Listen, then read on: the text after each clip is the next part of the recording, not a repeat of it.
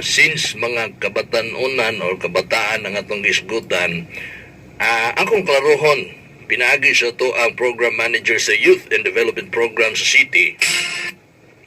Kung unsa iyang kasulti ining sa tinuod bagyod ni nga wala gi-recognize sa mga SK. Atong araw nga wa sila pasudla sa Rizal Park. O kinay po siguro nga sila malingaw, di na po siguro na problema ni Ruby no? O sa city government kung wa sila malingaw. Alright. Rob, may buntag, no? O si imong ikasultian ni Ma'am Balot Malnegro, mo ni siya ang mga defender or kauban yun nila sa Abante, kanhi po ni siyang kagawad sa Barangay Zunto. Nga matod pa niya din sa post niya, doon naman goy mga SK chairman or councilors ba to nga naa sa Coral sa Rizal Park. I don't know kung sa Rizal Park ba to nga Coral. Nga daw wala sila pasudla. O sa post ni ini, basaw na nagkorod, no? Ngano man ni mga SKs, wala man mo kasulod, wala namang gani mo ma-recognize, wala pa mo malingaw. Pasti lang kung magperminte. Ayaw mo kabalaga kay dadon mo sa daghan kay mga artista nga mga ilado. O kulang daw seminar ang caretaker sa Rizal karon. Hashtag best in solicitation baya mo. Sulay mo giyaw kay pa 888 ta mo. Ulat. O sa may kasulti ani isip manager sa Youth and Development Program, wala ba yun ni sila makasulod ni mga SK o wa daw ni sila ma-recognize? Rob? Sir, ako ang maingon lang yun, sir, na mali yun kaayo ang iyahang pag-post ni Ana. Kung recognition lang ang storyahan, sir, buhong kaayo sa recognition atong mga SK, gikan sa ilang linggo ng kabataan, gabi ng kabataan, hantod sa mismong adlaw sa araw ng Digos City, buhong sa recognition atong mga SK. Sa ano gani katong gabi ng kabataan nila, Sir Mike, gipatindog yun ni Mayor ang tanang SK chairpersons para i-recognize sila. Okay. Dili yun na tinuod nga wala sila gina-recognize.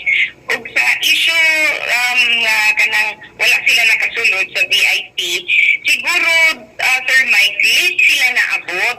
Wala sila nakaabot sa panahon nga pwede pa makaplastar og taron sa VIPs. Kaya ako ang mga security, ang ilahang ginatanaw, dili lang kay security sa isa ka tao, kung dili sa tanan nga ni adto nag-participate sa mao nga event. So kailangan mag-crowd control gid sila. Kaya kung nasa sila pasudlon na isa ka SK nga masking late na, tanan na musulod na og sulod. So mo siguro na ang tinungdan nga no, wala sila nakasulod sa maong VIP area. So naa di ay gigahin nga VIP para unta sa mga SK, pero isip sila nga mga leader dapat magsayo para mag-aabot sila ito. Okay. Gani, Sir Mike, ang SK chairman sa San Jose na si Rafi Algarme, nakasulod yun siya. Nakayun siya mismo niingon nga naa siya ipaset, ang mga SK na ipaset, maong naa siya sa sulod sa VIP. Kaya gitapagan yun sila o pagtagad. Gitanaw yun sila sa po ang mayor o sa po ang vice mayor. Katong pag gabi ng kabataan ba ito yung mag-iingon nga gipatindog sila ni Mayor Joseph Cagas? Yes, Sir Mike. Event, okay, gipatindog sila. Apil ba si Kuan ato, si Ninya Malnegro ang SK sa Barangay Zonto na siya ato? Yes, sila tanan, Sir Mike, from 26 barangays kay nagsayaw mato sila sa I Love Davao del Sur. After nila sayaw, gibalik sila sa stage. Kay sa stage, magit sila gipalingkod na ng SK chairperson. And then pag speech sa ato ang mayor, gipatindog yun niya ang ato ang SK chairperson sa 26 sa barangay ug gipanakpakan pag yun. I-recognize yun sila. I-recognize, gipasidunggan tanang mga SK chairperson nga bisan pagkaalyado o dili. Tanan gyud. Yes, Sir Mike. Walay pili. Okay. So, kung inon ana, unsa kaha nga recognition ang ilahang gusto nga mahitabo? Kay ang ila mong gibutang din sa post ni Balot Malnegro, wala namang gani mo ma-recognize. Wa pag daw sila malingaw. Ang good, Sir Mike, kung unsa pag yun ang recognition na gusto, kay gani katong August 18, gipagkitaan yun na ako ang SK Federation President PJ Aldiger para mapaminawan gyud ang side sa youth kung unsa gyud ang ilahang mga needs. Kay ka naman ang gusto sa ato ang mayor nga ma-address gyud kung unsa ang need sa mga SK sa mga kabatan-unan diri sa Digo City. Nganong wala man sila kasulod niya panalitan mo ingon sila Rob nga sir, SK ko sir, ana. Pag malate ba sila, dili na sila magkalingkod, wala na sila ibangko nga kuan, malingkuran. Sir, kung anong good, base po sa ako ang experience. Kaya ako po mismo, sir, wala na ko ni sulod. Kay late naman yun ko naka-adto dito. Daghan na yun ang tao. So, maski ako, kabalo ko nga kung sudlan ako, daghan yun og mo, sulod na ko din. PJ, kasi kung ano na, PJ, isa kasikat na singer. So, daghan yun na og magsulod mo sulod sa maong nga VIP area. Ang ako lang yung gikuan sa security. Ito security sa tanan, hindi magkaroon og stampede.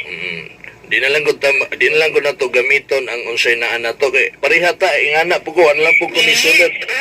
Wa po ko kasulod sa tinuod lang. Kay lisod man kay magpaila ta dito para magkasulod lang ta unya ang uban manulod man pud na tanan so maglisod na ang security. Maglisod ng security so kita na lang ang nisabot. Kay unang-una sala man nato kay late man ta nga dapat kung kita mo'y leader una pa ta sa first dapat kay leader gud ta kita'y mag-lead no? Kita'y mag-una.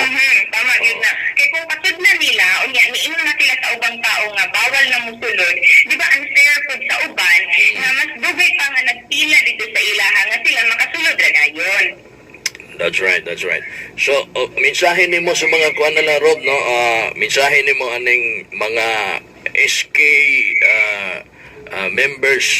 Ang akong maingon na mensahe sa ato ang mga SK chairperson, sa ato ang president sa Digo City SK Federation, I challenge them to clear up this issue. It is a nonsense issue actually, DJ Mike. Kaya kabalugin na sila na dili na tinuod. Wala na'y katinud, dili tinuod na wala Way kamaturan. So ako ang message sa tanang kabatan-unan diri sa Digo City na ang ato ang mayor, gatong vice mayor, dako gyud ang ilahang pananaw, panlantaw para sa atoa o ginatutukan gyud pa nila.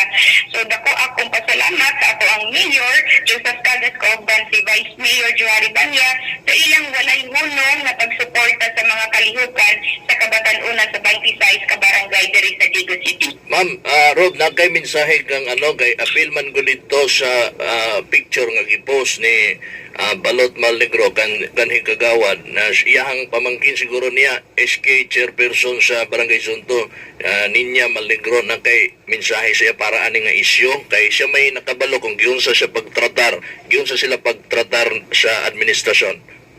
Yes, so Ma'am Nils, kan amigo naman niya ni Ma'am Ninya, ikaw na lang po mahibalo kung unsaon na to pag-clear ni siya na issue mahitungod post sa imuhang iyaan o para mahibalo po ang mga kabatan-unan sa 26 ka barangay diri sa Digo City nga wala jud intawon mo di pasagdaan sa administrasyon sa ato ang Mayor Joseph Cagas.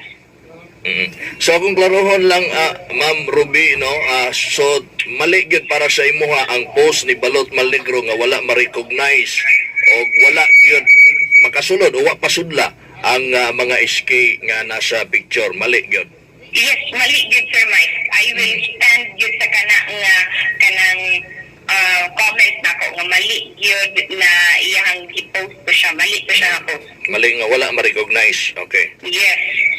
Alright, sige. Ma'am Ruby Estrella, ma'am, salamat kay sa time o mabuhay ka. Good morning. Mabuhay ang Digo City. Thank you, DJ Mike. Alright, si Ma'am Ruby Estrella. 9:29 in the morning. Well, ako lang ning gitagaan og pagtagad, no? Dili ni pangatake kanus amugutan ng atake kanus agutan ng personal kanus agutan ng ilabot ng Ma'am Balot Malnegro kuan man tana niya no kabarangay onya wapod mi nagkuan na di pod mi kontra nga wa mi nag-away ana personally ha ako lang gitubag gitubag. Ako lang gitagaan og pagtagad. Gipatubag nato ang right person nga motubag. Mao si Ruby Estrella. Si Ma'am Ruby Estrella. Ang ato ang program manager sa Youth and Development Program diya sa City Special Program and Management Office.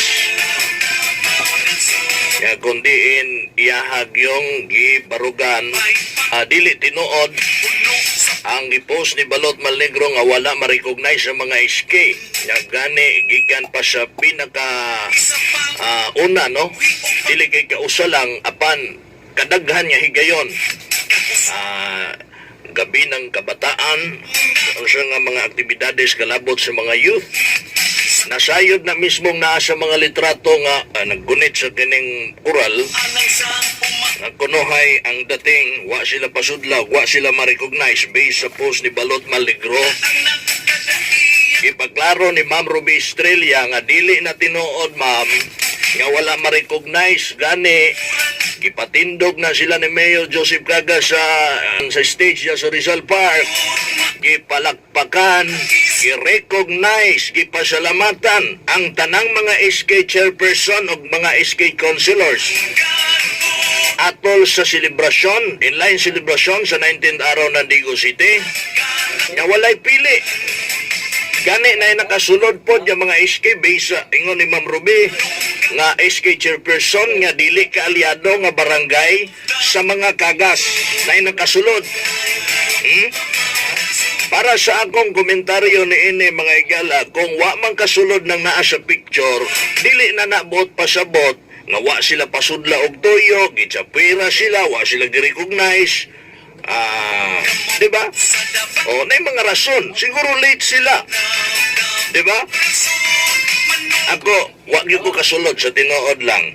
Tungod kay dugay man ko. Wa ko kasulod. Doan na lang pod nako kuan ba, wa na lang ginag pugos ang kugalingon yung musulod ko dito kay unfair po tong nagpila petin dugaya. Kita man yung mga leader, kamo man yung mga leader, kamo unta ang mas labaw nga nakasabot. Ang mas labaw nga musabot. Kalabot ni ining ipa 888 kuno ni Balot Malnegro atong tawagan si ang legal ni Mayor si Attorney Cortez. Ipa 88 daw. Ipa 888 daw. Atong unsay masulti sa side sa city government na ini.